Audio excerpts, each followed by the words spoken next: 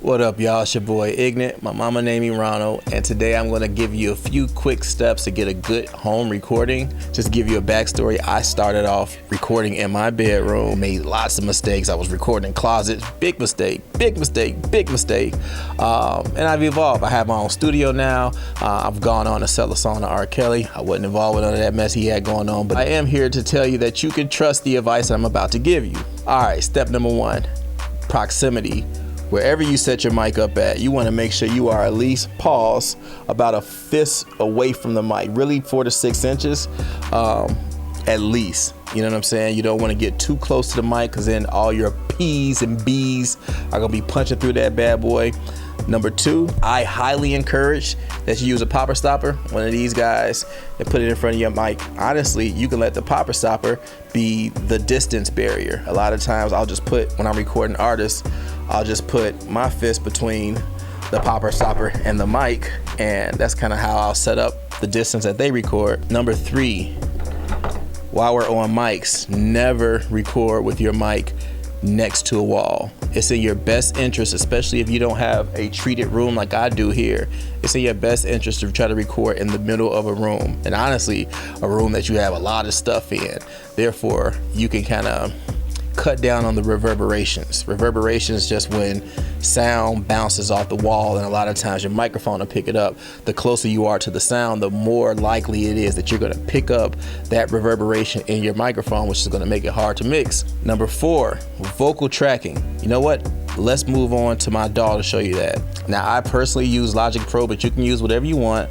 And let's just start with getting the proper tracking volume. So what I'm going to show you here, oops, as I'm messing up, you'll see that this fader is moving pretty close to peaking, but it's not. Well, that time it almost did peak. So what I would want to do in this situation is I would want to adjust my input, and the best way to go about just figuring out this sweet spot, a good rule of thumb is you want to record above -18 dB and under -6 dB. That way you get a little headroom, you're not clipping, but if you can get your vocal to stay consistently in there, you're golden.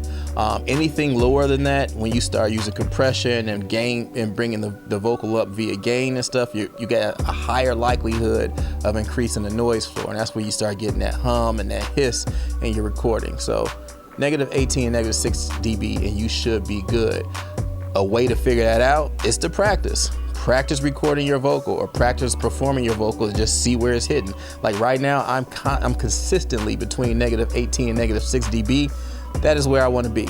Number five, while you're recording, if you're someone like me and you want to actually hear yourself recording, you want to make sure that whatever DAW you're using, you go to the preferences and you change the buffer size to the lowest size possible without your DAW cutting off. So the buffer size is basically the amount of time that your computer is going to process the information that you're giving it. If you get running a whole bunch of plugins, you're going to start creating latency. What is latency? It's a slight delay that you hear when your computer is processing information. The higher the buffer size, the more latency you're going to have. The more plugins you're running, the more latency you're going to have. So I'll say a word and like 50 milliseconds later, I'll hear it out of my speakers. And the more stuff that I add, the longer that distance is gonna be. So what you wanna do is you wanna try to record with as few plugins as possible. And then also you wanna try to record with a lower buffer size if possible. You just don't want your computer to start cutting off or making popping noises. If you're making popping noises when you're recording, that means you need to increase your buffer size. And if it's crashing on you, obviously you need to increase your buffer size. Another rule of thumb, you want to use an interface that has a USB-C connection. We're in 2023, don't use USB-A anymore. You want a virtually latency-free connection in a USB-C. So now that we got that squared away, another rule of thumb, I suggest that you gain stage your beats. So you know what? I am going to be like you, and I am going to grab a YouTube beat. I shouldn't even say that you're gonna grab a YouTube beat. That's bad of me. But if you are grabbing a YouTube beat, let's just pull this bad boy up, right? Gain staging is exactly what it sounds like. You just stage the gain of the beat. I think a lot of artists make this mistake. They try to record with the beat, the volume of the beat all the way up, because the beat is already mixed and mastered for loudness. So now when you try to record your vocal, you're trying to compete with that. Instead, what you can do is you can put a gain plug-in on that track and reduce the volume of that beat significantly. Like I like to go negative 15 dB. That way I have enough headroom to record, and I'm not like trying to scream over the beat, and my vocal is not peaking because I've made this step.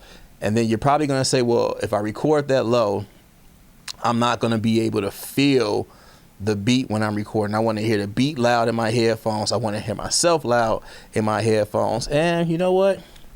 I got an answer for that too. As I put my headphones on, I want to show you all this. And I'm just going to show you the stock plugin. I have an L2 because I use Waves plugins, but you know, for the sakes, the intensive purposes of this video, I'm going to use Logic's stock limiter.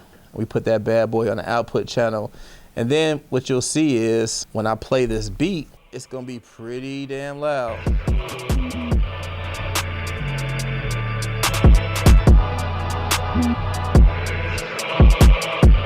Still not peaking loud.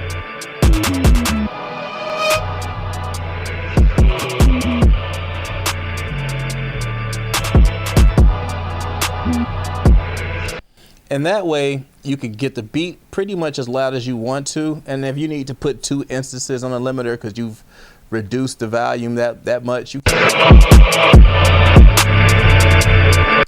And now I can record myself. It's probably gonna sound a little funny because I'm gonna do input monitoring just so I can hear how my voice is sounding over this beat. Ooh, yeah. So we're not gonna do that, but trust me that it works. Only because I have things routed out of my DAW into the microphone that I'm recording to, and also, long story short, I got some routing things going on so I can record this video, and that's not going to allow me to do that. But you know what? Here, I can probably just rap. I can probably just rap like that. I can probably just rap. I can probably just rap like that. I can probably just rap like that. And if you notice, the volume that I'm at is consistently between that negative 18 and negative 6. If I were to record that file would be good to go to send to an engineer and have them mix. Let's just do it. Yo. Okay. Yeah. I could do it like this. I could do it like that. I could do it like this. I could do it like that. That metronome was throwing me all the way off. That metronome was throwing me all the way off.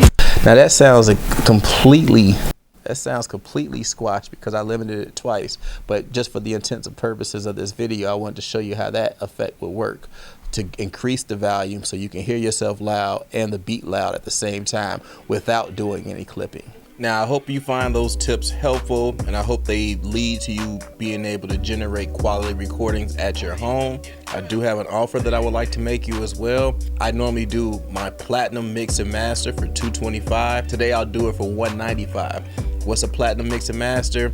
You send me no more than 20 stems. I'm gonna have to charge you a little bit more if it's more than 20 stems, but I'll sit down, I'll mix and master, I'll leave, come back with fresh ears, and then I'll make any final tweaks that I need. I'll send it to you. You can listen, and then if you need any revisions, we can set up a Zoom session where we can edit together. I can share my DAW with you in whatever location you're at, and we can literally, if you got decent headphones or decent speakers, you can hear exactly what I'm doing, and we can make it right for you together. That way it's foolproof. There's no BS, there's no guessing on my end what you want, and there's no guessing on your end if I'm actually gonna be able to do what you want. I'll do that for $195. Click the link below to submit your music. You can also hear examples of my mixes below. Let's get it.